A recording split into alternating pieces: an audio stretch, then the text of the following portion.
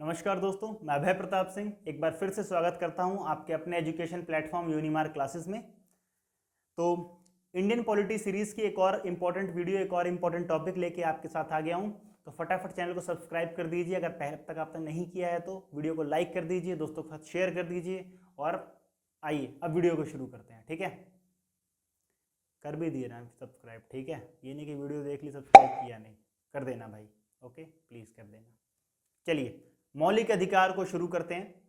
अब मौलिक अधिकार क्या होते हैं? अंग्रेजी में से फंडामेंटल राइट्स कहते हैं। कई कई जगहों पे आपने मूल अधिकार वर्ड सुना होगा, ठीक है, आपने शब्द सुना होगा मूल अधिकार। मूल अधिकार, या फिर आप अंग्रेजी में आपने सुना होगा फंडामेंटल राइट। Fundamental right.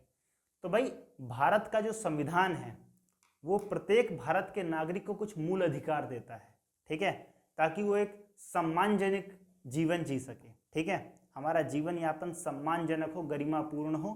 तो इसके लिए भारतीय संविधान हमारे स्वतंत्रता की रक्षा करने के लिए, हमारे सम्मान और सम्मान की रक्षा करने के लिए हमें कुछ आधार अधिकार देता है। ठीक है, तो क्या अधिकार देता है इसको डिटेल में समझेंगे, बहुत इंपॉर्टेंट टॉपिक है। ठीक है, सामान्यता भी बहुत इंपॉर्टेंट टॉपिक है, आपको आपके अधिकार तो पता होने ही चाहिए, है ना, ताकि कोई आपका शोषण ना कर सके। ठीक, आइए डिटेल में समझते हैं इस बात को। सबसे पहली बात तो भारत का संविधान अपने नागरिकों के मौलिक अधिकारों के लिए एक व्यापक रूपरेखा प्रदान करता है। भारत के जो मौलिक अधिकार हैं ये कौन से भाग में दिए गए हैं? तो ध्यान रखना भाई, ये भाग 3 में दिए गए हैं, आर्टिकल 12 से लेके 35 तक। तो भारत में मूल अधिकार कहाँ दिए गए हैं? भाग 3 में आर्टिकल 12 से लेके 35 तक। एक एक को पढ़ेंगे, डिटेल में समझेंगे। ठीक है, अब ये जो अधिकार हैं ये व्यक्ति के समग्र विकास, देश के भीतर न्याय, समानता और स्वतंत्रता सुनिश्चित करने के लिए आवश्यक हैं। इन मौलिक अधिकारों का अवलोकन इस प्रकार से है। तो आइए अब डिटेल में समझते हैं कि भाई क्या है ये अधिकार। देखिए, जो फंडामेंटल राइट्स है ना, एक्चुअली में वो शुरू होते हैं 14 से, आर्टिकल 14 से। 12 और 13 तो जस्ट डिफाइन करते हैं कुछ, तो शुरू होते हैं वो 14 से। एक्चुअली में 14 से लेके समझ लो आप कि 32 तक जाते हैं। उसके बाद वाले भी जो है वो केवल एक आर्म एक्ट के बारे में कुछ रूल बनाते हैं। तो आपको जो ओरिजिनल समझने हैं वो 12 से लेकर के 32 तक वालों को समझना है, 12 to 32 वालों को समझना है। आज की अगर मैं आपके सामने बात करूं तो हमारे फंडामेंटल राइट्स आज हमारे संविधान में केवल 6 हैं, लेकिन जब हमारा संविधान बनाया गया था तब इसमें 7 मौलिक अधिकार थे, 7 फंडामेंटल राइट्स थे। एक फंडामेंटल राइट ऐसा है संपत्ति का अधिकार, जिसको मूल अधिकार से हटा दिया गया था बाद में। ठीक है, 1978 में मोरारजी देसाई की जो सरकार थी उसने इसे हटा दिया था। यानी उसके बाद से हमारे संविधान में 7 के बजाय 6 मूल अधिकार हो गए। तो आइए उन 6 को जानते हैं और जिसको हटाया गया उसके बारे में भी बात करेंगे। ठीक है, सबसे पहले मैंने कहा, देखिए आर्टिकल 12 शुरू होता है 35 तक। तो आर्टिकल 12 क्या कहता है? आर्टिकल 12 कहता है कि राज्य शब्द, ये जो शब्द है राज्य, राज्य शब्द में सरकार, भारत की संसद, सरकार और राज्यों की विधायिका, भारतीय क्षेत्र के भीतर सभी स्थानीय और अन्य प्राधिकरण आते हैं जब हम बोलते हैं भारत राज्य। ठीक है, तो राज्य के अंदर भारत की संसद, सरकार, सब कुछ आ गया ऑटोमेटिक। ठीक है, जब हम भारत राज्य की बात करते हैं तो सुप्रीम कोर्ट ने फैसला सुनाया कि किसी भी निजी संगठन या सरकार के अधीन काम करने वाली एजेंसी भी राज्य की परिभाषा के अंतर्गत आती है। ठीक है, कोई एजेंसी जो भारत सरकार के लिए काम कर रही है वो भी हमारे राज्य के अंडर में ही आ रही है। ठीक, दूसरा जो अगला इंपॉर्टेंट लॉ है वो क्या है कि अगर आर्टिकल 13 जो है, इस अनुच्छेद के तहत ऐसे कानून जो किसी भी मूल अधिकार के साथ असंगत या अपमानजनक हैं उन्हें शून्य और असंवैधानिक घोषित किया जाता है। सुप्रीम कोर्ट और हाई कोर्ट को ऐसी घोषणा करने की शक्ति दी गई है। यानी कि मान लीजिए हम संविधान ने हमें कुछ मौलिक अधिकार दिए, लेकिन कोई सरकार इस प्रकार की तानाशाही पर उतर जाए कि भाई हमारे मौलिक अधिकारों का हनन होने लग जाए, ठीक है, तो ऐसे केस में हमारी जो सुप्रीम कोर्ट है या हाई कोर्ट है उसको इस बात का पूरा अधिकार है कि वो कह सकती है कि भाई ये कानून पूरी तरह से असंवैधानिक, अनकॉन्स्टिट्यूशनल है। ठीक है, मतलब रद्द घोषित कर सकती है, ये बात बताई गई आर्टिकल 13 में। तो अब समझते हैं हम हमारे जो मौलिक अधिकार हैं वो कहाँ से आते हैं। देखो, हमारा पहला मौलिक अधिकार है समानता का अधिकार। ठीक है। मैं जिस अधिकार पे स्टार लगाऊंगा आपको बोलूंगा बहुत इंपॉर्टेंट है, उसको अच्छे समझ लेना, क्योंकि वो क्वेश्चन यूजीसी नेट में बहुत ज्यादा पूछा जाता है। ठीक है। समानता का अधिकार, समानता मतलब सब बराबर है। तो ये अधिकार जो है ये आता है आर्टिकल 14 से लेके 18 तक। आर्टिकल 14 क्या कहता है? आर्टिकल 14 कहता है कि भारत के क्षेत्र में कानून के समक्ष समानता, कानूनों का समान संरक्षण मिलेगा। आर्टिकल 14 समानता की बात करता है। ये कहता है कि भारत के जो कानून की नजर में सब बराबर है, एक अमीर और एक गरीब, दोनों की नजर में, दोनों के लिए कानून जो है वो सेम रहना चाहिए। ठीक है। आप कह सकते हो कि प्रैक्टिकली ये अभी होता नहीं है इंडिया में, लेकिन व्यवस्था यही की गई है, धीरे धीरे धीरे धीरे ये भी हो ही जाएगा। ठीक। आर्टिकल 15 क्या कहता है? धर्म, नस्ल, जाति, लिंग या फिर जन्म स्थान के आधार पर भेदभाव नहीं किया जा सकता। आप किसी के साथ ये नहीं कह सकते कि भाई साहब आप यहाँ के नहीं हो, आप वहाँ के हो, आप इस धर्म के हो, इस जाति के हो या इस रंग के हो तो आपके साथ भेदभाव, ये बिल्कुल वर्जित है, ये अपराध है। भारतीय संविधान ये कहता है। ठीक है। सार्वजनिक रोजगार के मामलों में अवसर की समानता, अवसर की समानता जो है वो आर्टिकल 16 में आती है। सबको रोजगार के लिए अवसर की समानता मिले। फिर आपको लगता है कि भाई जैसे आप देखते हैं ना, यूपी या बिहार जो हमारे राज्य हैं, कुछ बहुत पिछड़े राज्य हैं, उड़ीसा बहुत पिछड़ा राज्य है, यहाँ से बहुत सारे लोग क्या करते हैं, दूसरे राज्यों में चले जाते हैं रोजगार के सृजन के लिए। दूसरे राज्य इनको मना नहीं कर सकते। ठीक है। ये नहीं कह सकते कि भाई ये दूसरे राज्य से आए तो हमारे यहाँ नहीं आ सकते, नहीं। रोजगार के अवसर, चाहे आप उसी राज्य के निवासी है, चाहे दूसरे, वो भारत का अगर निवासी है तो आपके राज्य में आकर रोजगार के अवसर को ग्रहण करने का उसका पूरा अधिकार है। ठीक है। तो एक भारतीय होने के नाते आप रोजगार के लिए भारत के किसी भी हिस्से में जा सकते हैं, ये आपका मौलिक अधिकार है, कोई आपको रोक नहीं सकता इसके लिए। आर्टिकल 17 ये अस्पृश्यता का उन्मूलन करती है, किसी भी रूप में इसके अभ्यास का निषेध करती है, यानी जाति के अंत की बात करती है। जाति व्यवस्था को खत्म करने के लिए जो अस्पृश्यता जो है उसके उन्मूलन की बात करती है कौन? आर्टिकल 17। इसके आगे आप स्टार डाल लो, बिल्कुल बहुत बार पूछा जाता है एग्जाम में कि भाई जाति के अंत या जातिवाद के अंत की कौन बात करता है, तो भाई आर्टिकल 17 बात करता है। आर्टिकल 18 क्या कहता है? सैन्य और शैक्षणिक विशिष्टताओं को छोड़कर उपाधियों का उन्मूलन। उपाधियां नहीं मिल सकती जनरली किसी को, ठीक है, लेकिन कुछ स्पेशल केसेस में छोड़ दिया जाता है। ठीक है। जैसे कि आप और मैं कोई उपाधि धारण नहीं कर सकते, है ना, लेकिन कोई सैन्य, किसी को हम बोलते हैं कि परमवीर चक्र विजेता, ये हो गए पर्टिकुलर, कोई हमारे जवान या शहीद के नाम के आगे ये जो उपाधि मिल गई उनको, तो ये आर्टिकल 18 में जो है ये अलग व्यवस्था की जाती है कि ये उपाधियां धारण की जा सकती हैं। ठीक है। तो ये था समानता का अधिकार। अगला आता है स्वतंत्रता का अधिकार। हमारा दूसरा जो अधिकार है वो है स्वतंत्रता का अधिकार। पहला था समानता का अधिकार। समानता का अधिकार आर्टिकल 14 से लेकर 18 तक आता है।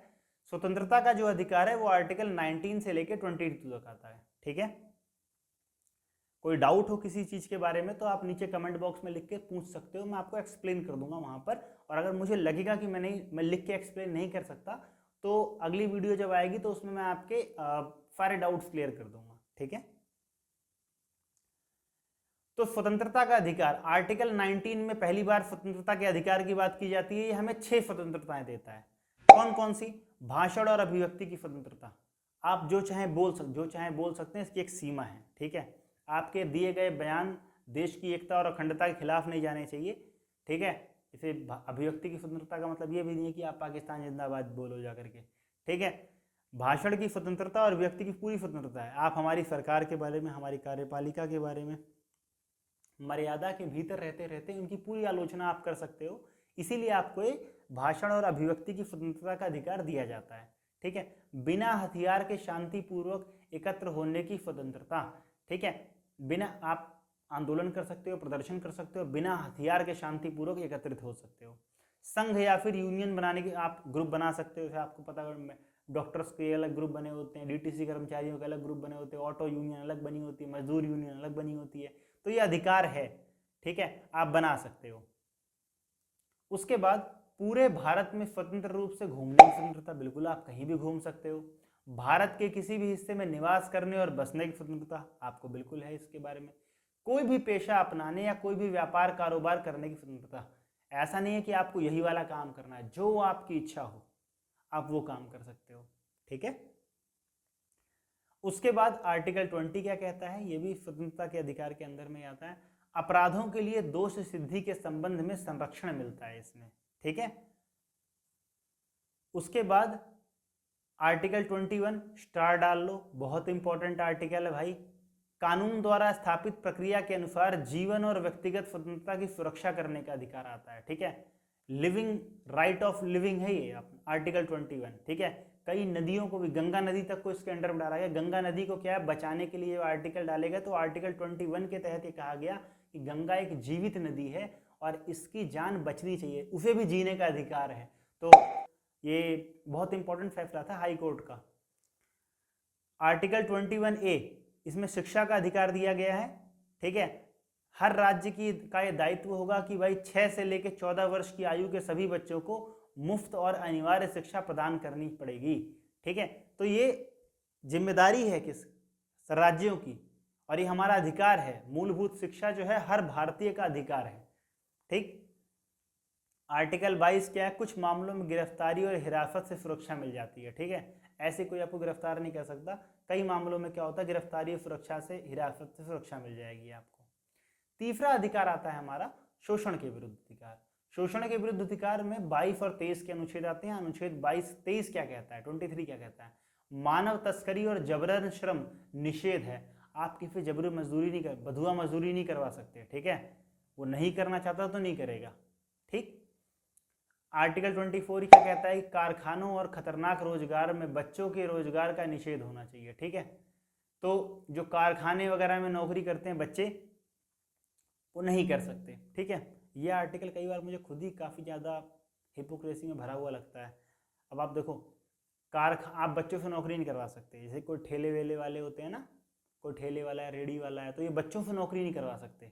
14 साल से कम उम्र के जो बच्चे होंगे उनसे नौकरी नहीं करवा सकते। लेकिन आप देखो मूवी में बच्चे नौकरी कर रहे हैं, ठीक है, उनके नाम पे रियलिटी शोज चल रहे हैं, तो वहाँ काम करना तो अच्छा माना जाता है, चाइल्ड आर्टिस्ट, ठीक है। लेकिन जो गरीब व्यक्ति है, कुछ 2 पैसे कमा के अपने घर वालों की हेल्प करना चाह रहा होगा, उसके लिए जो है ये कानून बना रखा है कि वो काम नहीं कर सकता, ठीक। खैर, वाद विवाद करने लायक ना हमारी हैसियत है, ना हमारे पास इतना समय है, तो अपना आगे पढ़ते हैं। आर्टिकल 4 मतलब चौथा हमारा जो फंडामेंटल राइट है वो हमारा क्या है, धार्मिक स्वतंत्रता का अधिकार। ये 25 से लेकर 28 तक आता है। तो आर्टिकल 25 क्या कहता है, आर्टिकल 25 कहता है भाई कि अंतःकरण की स्वतंत्रता और धर्म के स्वतंत्र पेशे, अभ्यास और प्रचार की स्वतंत्रता।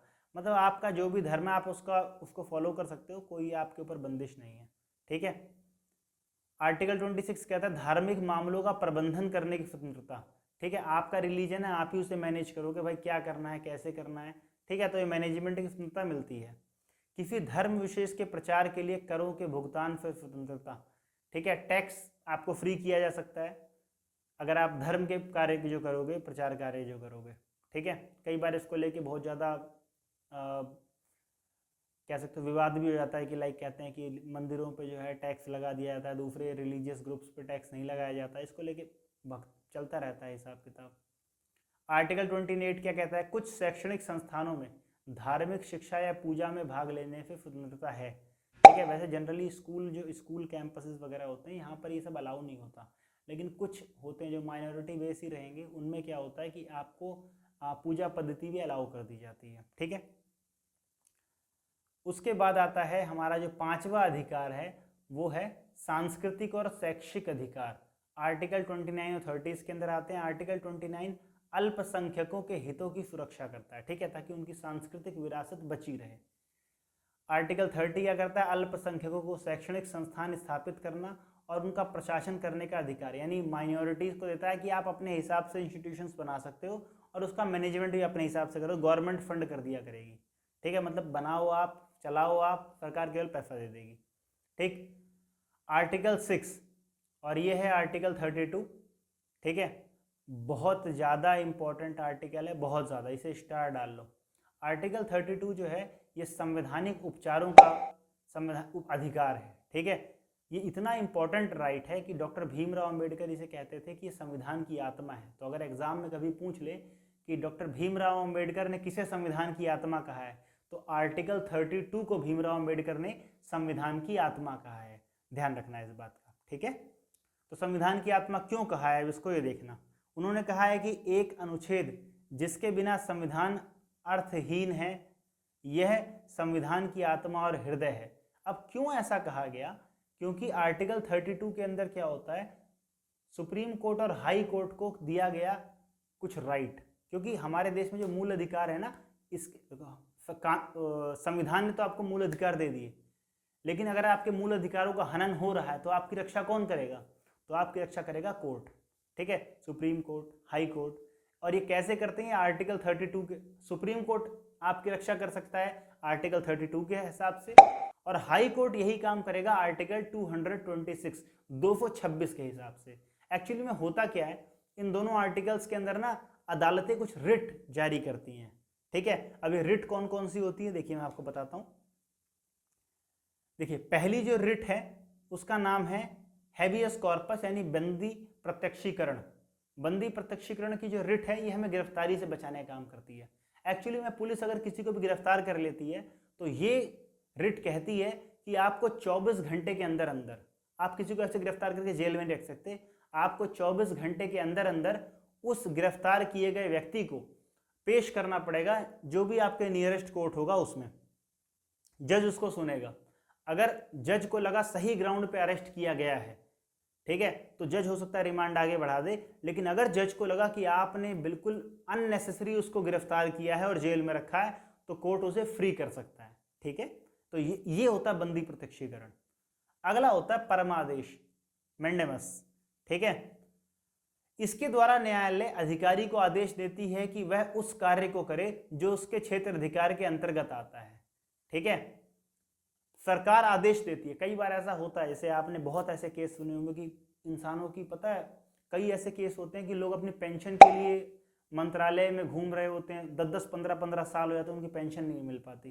तो ऐसे केस में क्या होता है, फिर वो जब अगर कोर्ट में गया, कोर्ट को मामला लगा कि नहीं भाई अन्याय हुआ है, यहाँ पर किसी के मौलिक अधिकार का हनन हुआ है, तो कोर्ट ऑर्डर दे देता है आगे से मंत्रालय को या फिर उस डिपार्टमेंट को कि फटाफट ये काम करो। जैसे आपने देखा होगा अभी नीट लीक पेपर मामले जब चले तो क्या कहा, कोर्ट ने आदेश देके कहा कि सैटरडे को नीट का रिजल्ट डिक्लेयर करो। तो ये परम आदेश में आता है। जब एसबीआई इलेक्टोरल बॉन्ड का मुद्दा आया था, तब सुप्रीम कोर्ट ने एसबीआई को कहा था कि आप फटाफट डाटा रिलीज करो इतने दिनों में, ठीक है। ये होता है परम आदेश। जब सरकार को लगता है, कोर्ट को लगेगा एक्चुअली में कि भाई यहाँ पर क्या हो रहा है, अधिकारों का हनन हो रहा है, तो वो आदेश दे देते हैं। अगला जो रिट है उसका नाम है प्रतिषेध, प्रोहिबिशन। प्रतिषेध का मतलब क्या होता है, किसी भी न्यायिक या अर्ध न्यायिक संस्था के विरुद्ध जारी हो सकता है। इसके माध्यम से न्यायालय के न्यायिक अर्ध न्यायिक संस्था को अपने अधिकार क्षेत्र से बाहर निकलकर कार्य करने से रोकती है, ठीक है। प्रतिषेध की जो रिट होती है, इसका मुख्य उद्देश्य यह है कि अधीनस्थ न्यायालय को अपनी अधिकारिता का अतिक्रमण करने से रोकना चाहिए तथा विधायिका कार्यपालिका किसी निजी व्यक्ति या निजी संस्था के खिलाफ इसका प्रयोग नहीं होता, ठीक है। तो मतलब ये किसी को रोकती है, किसी भी संस्था को बोले कि भाई साहब ये आपका काम नहीं है, आप लिमिट क्रॉस कर रहे हो, ठीक है, ये काम आपका नहीं है, ठीक। उसके बाद आता है अगला उत्प्रेषण। यह रिट किसी वरिष्ठ न्यायालय द्वारा किसी अधीनस्थ न्यायालय न्यायिक निकाय जो अपनी वरीयता का उल्लंघन कर रहा है उसे रोकने के उद्देश्य से जारी की जाती है। देखो दोनों ही जो है, इससे पहले जो हमने पढ़ी प्रतिषेध और उत्प्रेषण, ये दोनों ही रोक रही हैं अपनी हदें पार करने से किसी संस्था को, लेकिन दोनों में फर्क होता है। प्रतिषेध रिट उस समय जारी की जाती है जब कार्यवाही चल रही होती है, मतलब कोई मंत्रालय है, कोई व्यवस्था है, कोई डिपार्टमेंट है, वो अपनी लिमिट क्रॉस करके कोई काम कर रहा है, तो अदालत काम होते टाइम बीच में ही बोल देगी गलत कर रहे हो, आप लिमिट क्रॉस कर रहे हो, वापस जाओ, अपनी लिमिट में रह के काम करो। ये होता है प्रतिषेध, प्रोहिबिशन। उत्प्रेषण क्या होता है कि किसी ने अपनी लिमिट से आगे काम कर दिया है, गलती हो चुकी है, अब उस गलती को पलटने के लिए तब ये उत्प्रेषण जो है वो रिट लगाई जाती है, ठीक है, समझ में आ गई बात। उसके बाद एक जो रिट आती है वो ये आती है अधिकार परीक्षा। अधिकार परीक्षा का मतलब ये अंतिम रिट है। कोर्ट किसी से भी पूछ सकता है कि भाई ये जो काम आपने किया ये क्यों किया है, किस अधिकार से आपने काम कर दिया, ठीक है। जैसे मान लीजिए कोर्ट ने किसी को बोला कि ये आपके लिमिट में नहीं आता, उसने प्रूव किया कि भाई ये तो हमारी लिमिट में ही आता है, और सरकार को भी लग गया, मतलब कोर्ट को भी लग गया कि इनकी लिमिट में आता है, ये काम इनको ही करना था, लेकिन इन्होंने कुछ गलत कर दिया, कुछ काम अपने मन से कर दिया, तो कोर्ट उनसे पूछ सकती है कि आपने क्यों किया, किस अधिकार से आपने काम कर लिया, किसकी परमिशन से काम कर दिया आप, ठीक है। अधिकार परीक्षा पूछा जा सकता है, ठीक है। अब देखो, साधारण अवस्था में तो जो संसदीय उपचार है यानी आर्टिकल 32 है, इसको निलंबित नहीं किया जाएगा। संसद इनको लागू करने के लिए उचित अधिनियम बनाएगी। आपातकालीन स्थिति में अध्यादेश एवं अधिनियम द्वारा भारत या उसके किसी प्रदेश में आवश्यकता अनुसार कुछ या सभी मौलिक अधिकारों को निलंबित किया जा सकता है, ठीक है। अगर भारत के किसी राज्य में जनरली मान लीजिए कोई आपातकालीन इमरजेंसी सिचुएशन आ गई, तो वहाँ पर ये मौलिक अधिकार जो होते हैं, फंडामेंटल राइट्स, इन्हें रोक दिया जाता है। ऐसा नहीं कि कभी रोक ही नहीं सकते। ये जो सारे कानून अंग्रेज लेकर के आए थे, अंग्रेजों के थ्रू बनाए गए हैं, और इसीलिए इन्हें विशेषाधिकार रिट भी कहा जाता है, ठीक है। तो अब हम आर्टिकल 33 पढ़ते हैं। मैंने कहा 33 से 35 तक क्या होता है बेसिकली, ये जो सशस्त्र आर्म फोर्सेज होती हैं, वो जब कहीं पर काम करती हैं तो वहाँ पर फंडामेंटल राइट्स को कैसे रोक दिया जाता है, उसके बारे में सारे आर्टिकल्स ही हैं जो बात करते हैं। बेसिकली जब कहीं पर मार्शल लॉ लग जाता है ना, जैसे आफ्सपा वगैरह सुना होगा आपने, मणिपुर वगैरह, कश्मीर वगैरह में जब लगा था, तो क्या होता है, यहाँ पर फंडामेंटल राइट्स पोस्टपोन कर दिए जाते हैं, ठीक है। इस अनुच्छेद के तहत संसद को सशस्त्र बलों, पुलिस बलों, अर्धसैनिक बलों या फिर खुफिया एजेंसियों के सदस्यों को दिए गए मौलिक अधिकार प्रहार करने का अधिकार है, ताकि उनके कर्तव्यों का उचित निर्वहन सुनिश्चित किया जा सके और उनके बीच अनुशासन बनाए रखा जा सके। हालांकि कोर्ट मार्शल को इससे बाहर रखा गया है, ठीक है। ऐसे कानून बनाने की शक्ति केवल संसद के पास है और मौलिक अधिकारों के हनन के आधार पर इन कानूनों को किसी भी अदालत में चुनौती नहीं दी जा सकती। अगर कोर्ट मार्शल, कहीं पर मार्शल लॉ लग गया है, वहाँ पर फंडामेंटल राइट्स का हनन हो रहा है, तो कोई भी उस आर्मी पर्सन वगैरह के ऊपर केस तक नहीं कर सकता, ठीक है। तो ये आर्टिकल 35 से लेके 33 से लेके 35 तक में लिखी हुई ये बात मेंशन है, ठीक है। अब ये मौलिक अधिकारों की ना कुछ विशेषताएं होती हैं। क्या विशेषताएं हैं? अब सारी मौलिक अधिकार केवल भारतीयों को नहीं दिए, कि कुछ विदेशियों के साथ साथ भारतीयों को भी प्रदान किए जाते हैं। मतलब कुछ मौलिक अधिकार ऐसा है जो विदेशियों के पास भी, ऐसा नहीं केवल भारतीयों के पास। सुप्रीम कोर्ट जो है मौलिक अधिकारों का संरक्षक है, वही रक्षा करेगा। इन अधिकारों के उल्लंघन के मामले में कोई व्यक्ति इसके प्रवर्तन के लिए हाई कोर्ट या सुप्रीम कोर्ट का रुख कर सकता है, ओके। ये अधिकार पवित्र नहीं है, ऐसा नहीं बदल नहीं जा सकता। इन्हें संविधान संशोधन अधिनियम द्वारा कम या समाप्त किया, तो कम किया जा सकता है और खत्म भी किया जा सकता है। जैसे मैंने आपको बताया, मौलिक अधिकारों में एक अधिकार था 7वां, संपत्ति का अधिकार, जिसे अब खत्म कर दिया गया है, ठीक है। राष्ट्रीय आपातकाल, जब इमरजेंसी लग जाती है, नेशनल इमरजेंसी की अवधि के दौरान आर्टिकल 20 और 21 को छोड़कर सभी मौलिक अधिकार निलंबित है, क्योंकि 20 और 21 क्या है, जीवन का अधिकार है एक्चुअली में।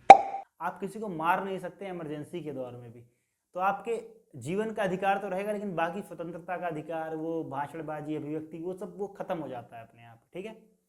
किसी विशेष स्थान में सैन्य शासन के दौरान मौलिक अधिकारों को प्रतिबंधित किया जा सकता है। ये सारी उनकी विशेषताएं हैं, ऐसा भी नहीं बदला नहीं जा सकता, ठीक है। अब मौलिक अधिकारों का महत्व क्या है, क्यों ये इतना इंपॉर्टेंट मानी जाती हैं पूरी दुनिया में?